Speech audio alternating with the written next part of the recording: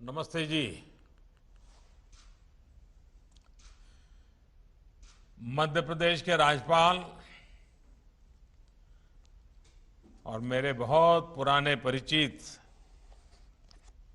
श्री मंगूभाई पटेल, जिन्होंने अपना पूरा जीवन आदिवासियों के कल्याण में, जनजातीय समूह समाज के उत्कर्ष के लिए उन्होंने पूरा जीवन अपना खपा दिया, ऐसे मध्य प्रदेश के राज्यपाल श्रीमान मंगूभाई, मुख्यमंत्री श्रीमान शिवराज सिंह, राज्य सरकार के सभी अन्य मंत्रीगण, सांसदगण, विधायक साथी और मध्य प्रदेश के अलग अलग हिस्सों से जुड़े सभी बहनों और भाइयों,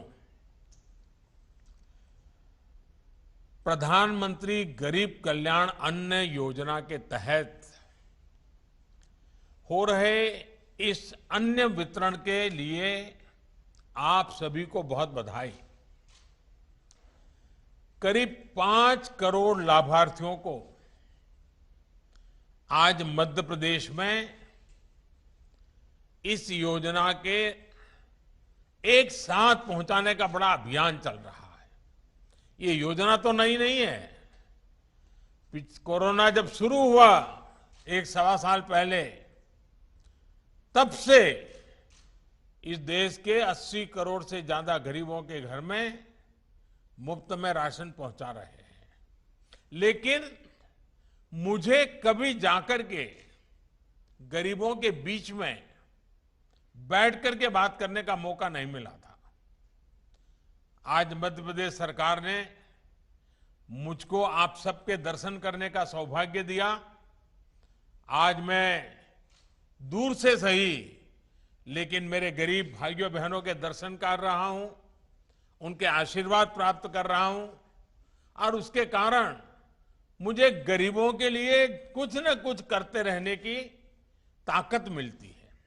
आपके आशीर्वाद से मुझे ऊर्जा मिलती है और इसलिए कार्यक्रम तो भले 1.25 साल से चल रहा है, लेकिन आज आपके दर्शन के लिए मुझे आने का मौका मिला। अभी मैं हमारे मध्य प्रदेश के कुछ भाइयों बहनों से बात कर रहा था कि इस संकट काल में सरकार से जो मुफ्त अनाज मिला है, वो हर परिवार के लिए बड़ी राहत बनकर के आया है। उनकी बातों में एक संतोष दिखता था, विश्वास नजर आ रहा था। हालांकि ये दुखद है कि आज एमपी के अनेक जिलों में बारिश और बाढ़ की परिस्थितियां बनी हुई हैं। अनेक साथियों के जीवन और आजीविका दोनों प्रभावित हुए हैं।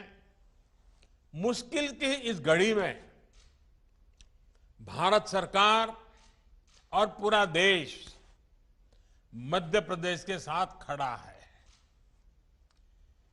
शिवराज जी और उनकी पूरी टीम खुद भी मौके पर जाकर राहत और बचाव काम को तेजी से कर रही है। एनडीआरएफ हो, केंद्रीय बल या फिर हमारे एयरफोर्स के जवान, हर प्रकार की मदद इस स्थिति से निपटने के लिए राज्य सरकार को जो कुछ भी जरूरत है, वो सारी मदद उपलब्ध कराई जा रही है। भाइयों और बहनों, आपदा कोई भी हो, उसका असर बहुत व्यापक होता है, दूरगामी होता है। कोरोना के रूप में तो पूरी मानवता पर 100 साल में सबसे बड़ी आपदा आई है। पिछले 100 साल में दुनिया के किसी देश ने ऐसी मुसीबत नहीं देखी। पिछले साल की शुरुआत में जब कोरोना संक्रमण फैलना शुरू हुआ, तो पूरी दुनिया का ध्यान तुरंत अपनी स्वास्थ्य सुविधाओं की तरफ गया। हर कोई अपनी मेडिकल सुविधाओं को सशक्त करने में जुट गया। लेकिन इतनी ज्यादा आबादी वाले हमारे भारत के लिए तो ये चुनौती बाकी दुनिया से और भी बड़ी मानी जा सकती है, क्योंकि हमारी आबादी भी बहुत है। हमें कोरोना से बचाव और इलाज के लिए मेडिकल इंफ्रास्ट्रक्चर तो तैयार करना ही था, इस संकट से उपजी दूसरी मुश्किलों को भी हल करना था। कोरोना से बचाव के लिए दुनिया भर में काम रोका गया, आने जाने पर रोक लग गई। इस उपाय से भारत के सामने अनेक और संकट खड़े होने ही थे। इन संकटों पर भी भारत ने, हम सब ने एक साथ मिलकर के काम किया। हमें करोड़ों लोगों तक मुफ्त राशन पहुंचाना था ताकि भूखमरी की स्थिति ना बने। हमारे बहुत सारे साथी गांवों से कामकाज के लिए शहर जाते हैं, हमें उनके खाने पीने रहन सहन का प्रबंध भी करना था और फिर गांव लौटने पर उनके लिए उचित रोजगार भी सुनिश्चित करना था। ये सारी समस्याएं एक साथ हिंदुस्तान के हर कोने में हमारे सामने थी, जिन्होंने बाकी दुनिया की अपेक्षा भारत की लड़ाई को और भारत के सामने पैदा हुई चुनौती को कई गुना अधिक चुनौतीपूर्ण बना दिया। लेकिन साथियों, चुनौती कितनी ही बड़ी क्यों न हो, जब देश एकजुट होकर उसका मुकाबला करता है तो रास्ते भी निकलते हैं, समस्या का समाधान भी होता है। कोरोना से उपजे संकट से निपटने के लिए भारत ने अपनी रणनीति में गरीब को सर्वोच्च प्राथमिकता दी। प्रधानमंत्री गरीब कल्याण अन्न योजना हो या फिर प्रधानमंत्री गरीब कल्याण रोजगार योजना, पहले दिन से ही गरीबों और श्रमिकों के भोजन और रोजगार की चिंता की गई। इस पूरे कालखंड में 80 करोड़ से अधिक देशवासियों को मुफ्त राशन पहुंचाया गया है।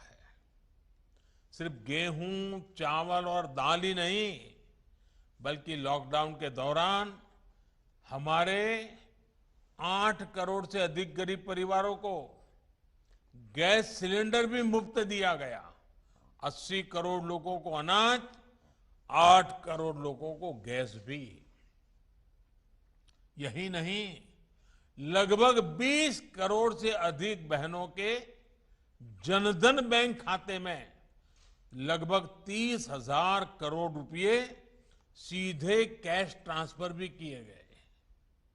श्रमिकों और किसानों के बैंक खातों में भी हजारों करोड़ रुपए जमा किए गए। अभी 2 दिन बाद ही 9 अगस्त को करीब करीब 10-11 करोड़ किसान परिवारों के बैंक खाते में फिर से हजारों करोड़ रुपए सीधे ट्रांसफर होने वाले हैं। साथियों, इन सारे प्रबंधों के साथ साथ भारत ने मेड इन इंडिया वैक्सीन पर भी पूरा जोर लगाया। यही कारण है कि आज भारत के पास अपनी वैक्सीन है। ये वैक्सीन प्रभावी भी है, सुरक्षित भी है। कल ही भारत ने 50 करोड़ वैक्सीन डोज लगाने के बहुत अहम पड़ाव को पार किया है।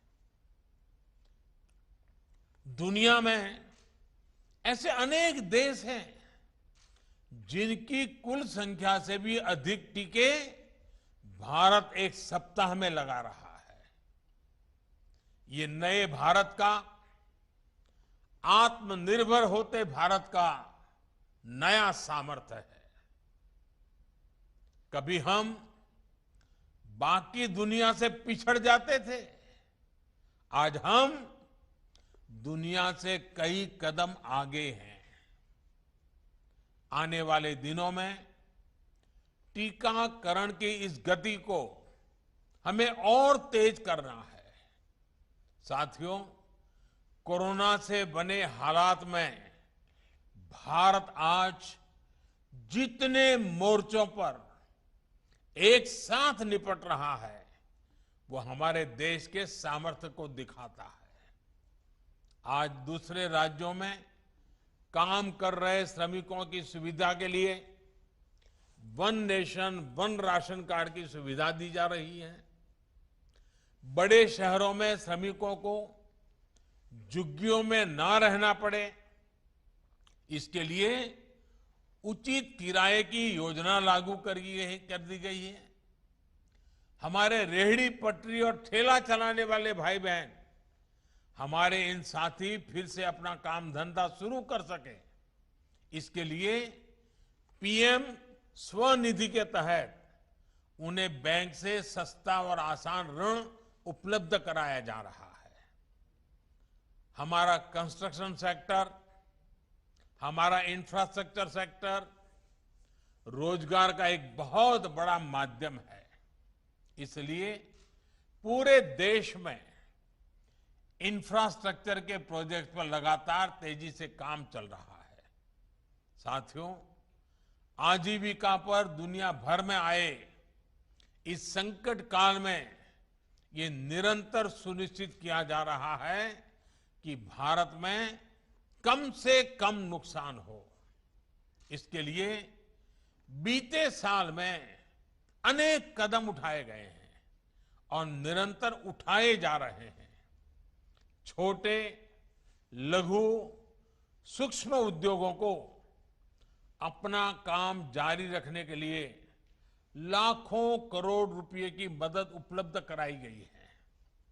सरकार ने इस बात का भी ध्यान रखा कि खेती और इससे जुड़े सारे कामकाज सुचारू रूप से चलते रहे।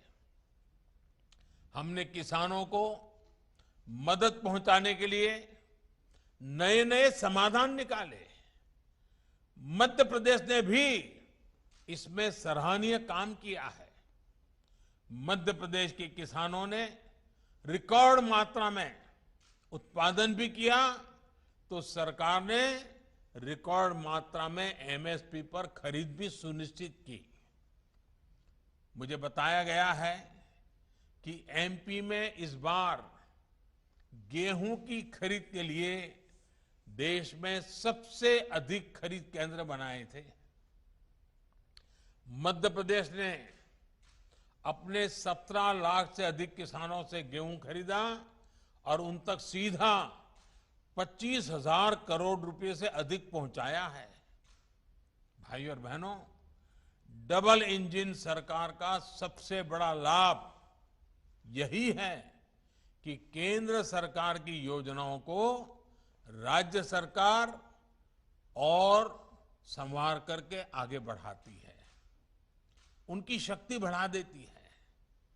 मध्य प्रदेश में युवाओं का स्किल डेवलपमेंट हो, हेल्थ इंफ्रास्ट्रक्चर हो, डिजिटल इंफ्रा हो, रेल रोड कनेक्टिविटी हो, सभी पर तेज गति से काम किया जा रहा है।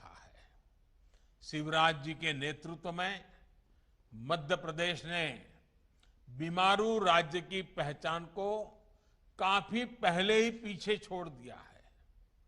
वरना मुझे याद है एमपी की सड़कों की क्या हालत होती थी। यहां से कितने बड़े बड़े घोटालों की खबरें आती थी। आज एमपी के शहर स्वच्छता और विकास के नए प्रतिमान गढ़ रहे हैं। भाइयों और बहनों, आज अगर सरकार की योजनाएं जमीन पर तेजी से पहुंच रही हैं, लागू हो रही हैं, तो इसके पीछे सरकार के कामकाज में आया परिवर्तन है। पहले की सरकारी व्यवस्था में एक विकृति थी। वो गरीब के बारे में सवाल भी खुद पूछते थे और जवाब भी खुद ही दे देते थे। जिस तक लाभ पहुंचाना है उसके बारे में पहले से सोचा ही नहीं जाता था। कुछ लोग सोचते थे गरीब को सड़कों की क्या जरूरत है। अब देखिए, आपने सुना होगा ये सब, ऐसा कहा जाता था तो गरीबों को सड़कों की क्या जरूरत है, उसको तो पहले रोटी चाहिए। कुछ लोग ये भी कहते थे कि गरीब को गैस की क्या जरूरत है, खाना तो वो लकड़ी के चूल्हे से भी बना लेगा। एक सोच ये भी थी कि जिसके पास रखने के लिए पैसा ही नहीं वो बैंक खाते की क्या करेगा, बैंक खातों के पीछे क्यों लगे हो। प्रश्न ये भी किया जाता था कि गरीब को ऋण दे दिया तो उसको चुकाएगा कैसे। दशकों तक ऐसे ही सवालों ने गरीबों को सुविधाओं से दूर रखा। ये एक प्रकार से कुछ न करने का बड़ा बहाना बन गया था। ना गरीब तक सड़क पहुंची, ना गरीब को गैस मिली, न गरीब को बिजली मिली, न गरीब को रहने के लिए पक्का घर मिला, न गरीब का बैंक खाता खुला, न गरीब तक पानी पहुंचा। परिणाम ये हुआ कि गरीब मूल सुविधाओं से दशकों तक वंचित रहा और छोटी छोटी जरूरत के लिए गरीब दिन भर जद्दोजहद करता रहा। अब इसको हम क्या कहेंगे। मुंह में तो दिन में 100 बार गरीब शब्द बोलते थे, गरीब के गाने गाते थे, गरीब के गीत गाते थे, लेकिन व्यवहार ये था, ऐसी चीजों को हमारे यहां पाखंड कहा जाता है। पाखंड। ये सुविधा तो देते ही नहीं थे, लेकिन गरीब से झूठी सहानुभूति जरूर जताते थे। लेकिन जमीन से उठे हम लोग, जो हम आप ही के लोगों के बीच से आए हैं, आपके सुख दुख को निकट से अनुभव किया है, हम आप ही के बीच से आए हैं और इसलिए हमने आप जैसे लोगों को काम करने का तरीका अलग रखा है। हम तो ऐसे ही व्यवस्था की मार झेल करके खड़े हुए हैं। इसलिए बीते वर्षों में गरीब को ताकत देने का, सही मायने में सशक्तिकरण का प्रयास किया जा रहा है। आज जो देश के गांव-गांव में सड़कें बन रही हैं, उनसे नए रोजगार बन रहे हैं, बाजारों तक किसानों की पहुंच सुलभ हुई है, बीमारी की स्थिति में गरीब समय पर अस्पताल पहुंच पा रहा है। देश में गरीबों के जो जनधन खाते खुलवाए गए, उन खातों के खुलने से गरीब बैंकिंग सिस्टम से जुड़ गया। आज उसको बिचौलियों से मुक्त लाभ सीधा मिल रहा है, आसान ऋण मिल रहा है, पक्का घर, बिजली, पानी, गैस और शौचालय की सुविधा ने गरीबों को सम्मान दिया है, आत्मविश्वास दिया है, अपमान और पीड़ा से मुक्ति दी है। इसी प्रकार मुद्रा लोन से आज ना सिर्फ करोड़ों स्वरोजगार चल रहे हैं, बल्कि वो दूसरों को भी रोजगार दे रहे हैं। साथियों, जो कहते थे कि गरीब को डिजिटल इंडिया से, सस्ते डेटा से, इंटरनेट से कोई फर्क नहीं पड़ता, वो आज डिजिटल इंडिया की ताकत को अनुभव कर रहे हैं। भाई और बहनों, गांव गरीब आदिवासियों को सशक्त करने वाला एक और बड़ा अभियान देश में चलाया गया है। ये अभियान हमारे हस्तशिल्प को, हथकरघे को, कपड़े की हमारी कारीगरी को प्रोत्साहित करने का है। ये अभियान लोकल के प्रति वोकल होने का है। इसी भावना के साथ आज देश राष्ट्रीय हथकरघा दिवस, नेशनल हैंडलूम डे मना रहा है। और जब हम आजादी के 75 वर्ष मना रहे हैं, आजादी का अमृत महोत्सव मना रहे हैं, तब ये 7 अगस्त का महत्व और बढ़ जाता है। आज हम सब याद रखें, आज 7 अगस्त के ही दिन 1905 में स्वदेशी आंदोलन की शुरुआत हुई थी। इसी ऐतिहासिक दिन से प्रेरणा लेते हुए 7 अगस्त की तारीख को हथकरघा को समर्पित किया गया है। ये गांव-गांव में, आदिवासी अंचलों में हमारे अद्भुत शिल्पियों, अद्भुत कलाकारों के प्रति सम्मान जताने और अपने उत्पादों को वैश्विक मंच देने का दिन है। भाइयों और बहनों, आज जब देश आजादी का अमृत महोत्सव मना रहा है, तब यह हथकरघा दिवस और भी महत्व रखता है। हमारे चरखे का, हमारी खादी का, हमारी आजादी की लड़ाई में कितना बड़ा योगदान है, ये हम सभी जानते हैं। बीते सालों में देश ने खादी को बहुत सम्मान दिया है। जिस खादी को कभी भुला दिया गया था, वो आज नया ब्रांड बन चुका है। अब जब हम आजादी के 100 वर्ष की तरफ नए सफर पर निकल रहे हैं, तो आजादी के लिए खादी की उस स्पिरिट को हमें और मजबूत करना है। आत्मनिर्भर भारत के लिए हमें लोकल के लिए वोकल होना है। मध्य प्रदेश में तो खादी रेशम से लेकर अनेक प्रकार के हस्तशिल्प की एक समृद्ध परंपरा है। मेरा आप सभी से, पूरे देश से आग्रह है कि आने वाले त्योहारों में हस्तशिल्प का कोई न कोई लोकल उत्पाद जरूर खरीदे, हमारे हैंडीक्राफ्ट को मदद करे।